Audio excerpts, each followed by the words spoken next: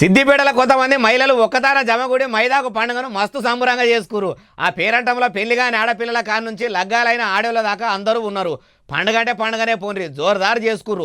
ఆ పండుగల గొప్పతనము ఇట్లా అందరూ అమ్మలక్కలు పిల్లలకు చెప్తే తరతరాలుగా తరిగిపోని చరిత్రగా మైదాకు పండుగ మిగిలిపోతుంది. అమ్మాయిగా సురువు చేయండి.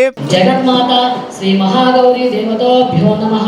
మొదలు గౌరీమాతను నోటి నిండా తలుసుకొని మనసు నిండా గొలుసుకొని పూజలు పూర్తి చేసిర్రు. అటిరికసిక్కి రోలు రోకలి తీసుకొచ్చిండ్రు. అలా మైదాకు ఆకులు వేసిండ్రు. మనిషికో చేతేసి దంచుకుంటా ఇట్లా పాటలు అందుకుండ్రు. అరుణారుణ వర్ణాల పూల తోటలై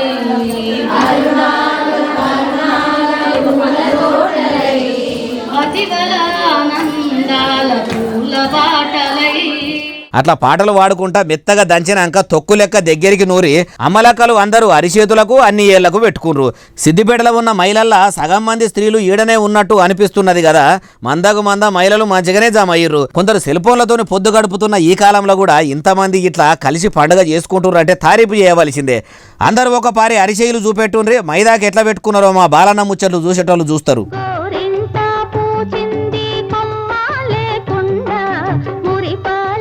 శబాష్ మేడం ఇక చెప్పురి. ఈ గోరింటాకు పండగ గౌరీ ఇంటి ఆకే గోరింటాకు అయిందని చెప్పి మన సాంప్రదాయం చెప్తుంది.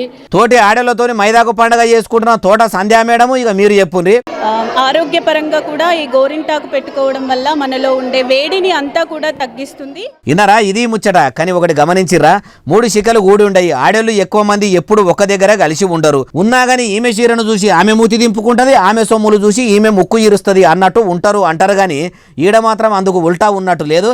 ఇంతమంది మహిళలు ఇట్లా ఏ కుళ్ళు కుతంత్రం లేకుండా ఇంత సంబరంగా పండుగ చేసుకున్నారంటే మస్తు అనిపిస్తున్నది కదా.